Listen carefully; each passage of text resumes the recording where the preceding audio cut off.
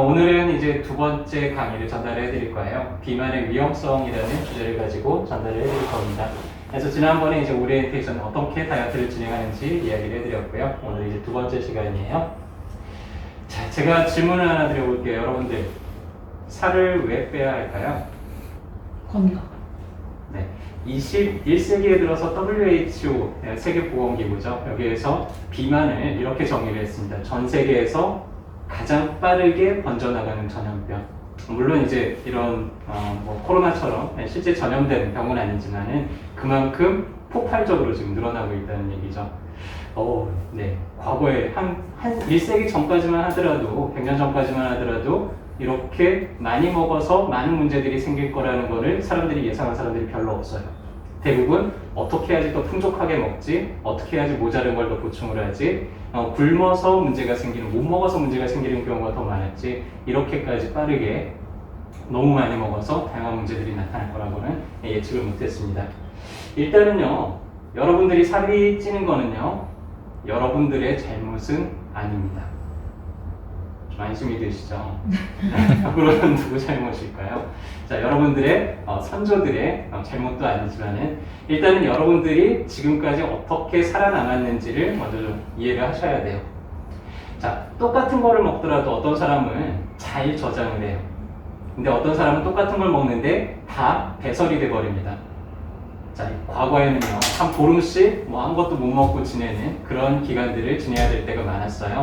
자, 만약에 그렇게 굶는 일들이 자꾸 비일비재하게 발생을 한다 그러면은 어떤 사람들이 더 살아남기가 쉬울까요? 일단은 저장할 수 있을 때 많이 저장하는 몸이 더 잘 살아남았을까요? 아니면은 영양분이 저장이 잘 안 되고 다 배설이 돼 버리는 사람들이 많이 살아남았을까요? 저장이 되는. 저장을 잘 해야지 더 오래 살아남겠죠. 그래서 여러분들은 그런 선조들의 DNA를 이어받아서 지금까지 살고 있어요.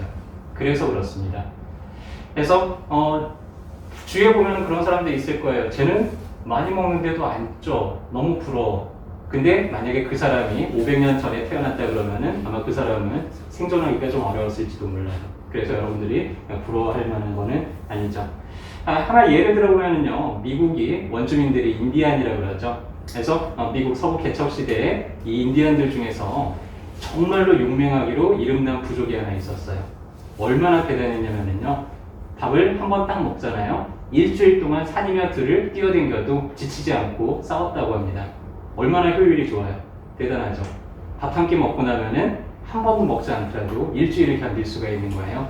근데 이 사람들이, 이 종족이요, 이 부족이 문제가 생겼어요. 이제 미국 사회에 들어와서 이 사람들이 사는데 지금 거의 배가 끊겨나간다고 그럽니다. 왜? 전부 다 당뇨가 걸렸어요. 거의 대부분 사람들이. 워낙에 효율이 좋다 보니까 이제 과잉된 식사를 하니까 너무 많이 축적이 돼서 이 사람들이 급격하게 이런 성인병들이 발생을 했다는 이야기입니다. 그래서 비만과 관련된 질환들은 너무 많이 축적이 되면서 생기는 문제들. 그래서 혈액이 탁해지게 되죠. 첫째. 둘째로 그러다 보니까 순환을 시킬 면적이 늘어나니까 혈압도 좀 높아져야 되죠. 그리고 필요 없는 것들이 자꾸만 몸에서 생겨나는 이런 문제들이 이제 겪게 됩니다. 일단은 잠잘 때 수면무호 같은 것들도 잘 발생을 하고요. 그래서 돌연사의 하나의 원인이 되죠. 불임도 많이 발생을 하게 되고요. 혈압은 높아지고, 다음에 신장 기능 문제나 지방간이라든지 아니면은 뇌혈관 질환들의 발생 빈도도 높아지게 되고, 당뇨나 이런 것들 합병증이 늘어나게 됩니다. 암 발생할 확률도 상당히 늘어나게 되고요. 신장 질환이나 특히나 이제 관절 질환들도 많이 늘어나게 되죠. 그래서 천식 같은 경우 이런 알러지 질환들이 한 33% 정도, 우울증은 한 25% 정도, 다발성경화증 같은 경우에 한 200% 정도, 고혈압은 150% 정도, 다음에 신장 질환은 한 104% 정도, 치매는 30% 정도, 당뇨는 50% 정도, 암은 한 30% 정도가 비만인 사람들에게 더 많이 나타난다고 합니다. 가장 대표적으로는 이제 지방간이죠. 간에 지방이 끼는 거예요. 여러분들 물고기 키워보셨나요? 어항에 이렇게 물고기들이 잘 살려고 그러면 이 물을 계속 여과를 해줘야 돼요. 간이라는 거는 우리 몸에 있는 그런 여과장차하고 같습니다. 그래서 혈액을 계속해서 깨끗하게 만들고 혈액 안에 있는 기름기를 담즙으로 만들어서 체외 바깥쪽으로 이제 배설을 하는 그런 역할을 하죠.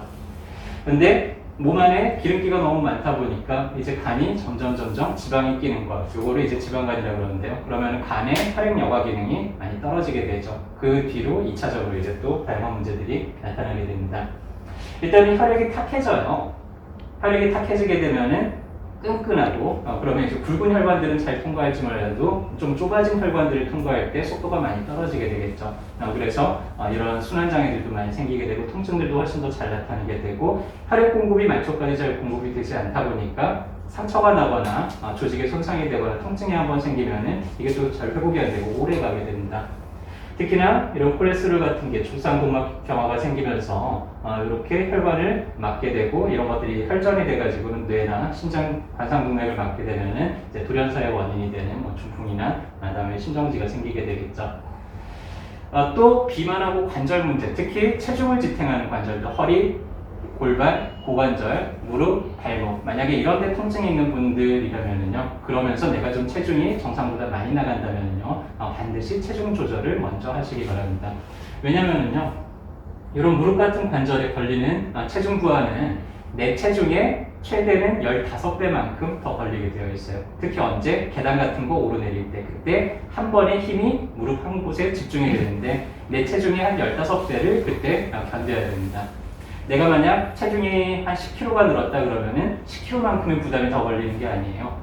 곱하기 15배, 150kg만큼의 부담이 한쪽 무릎에 더 걸리게 됩니다. 얼마나 힘들겠어요.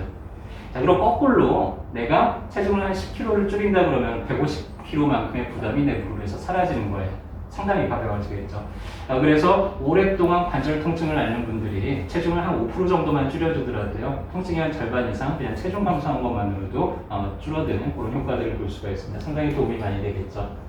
그래서 내가 그럼 적정한 체중이냐 아니냐를 재는 방법을 하나 알려드릴게요. BMI라고 그러는데 Body Mass Index, 내 체질량 지수라고 합니다.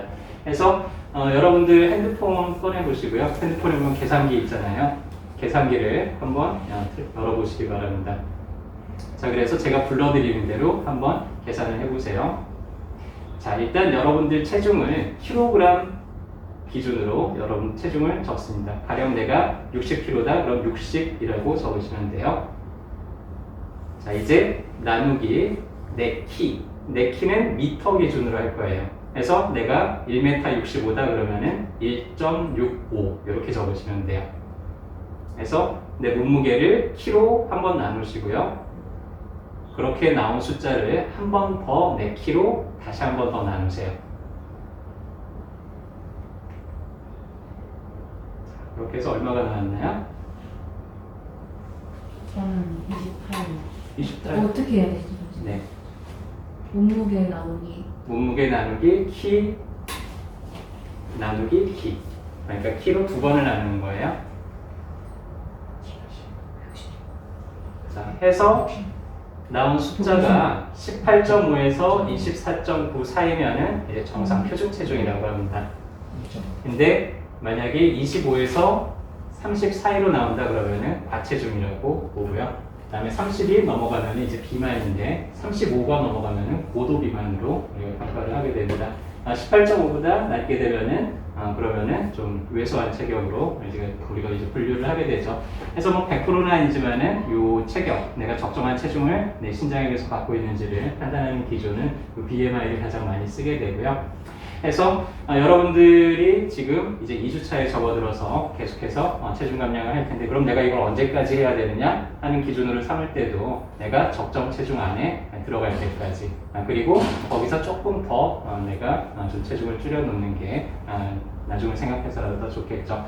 그래서 여러분들이 하고 있는 이 다이어트 반드시 꼭 성공하실 거고요. 그리고 저희가 끝까지 함께 할 수 있도록 안내해드리고 도와드리도록 하겠습니다.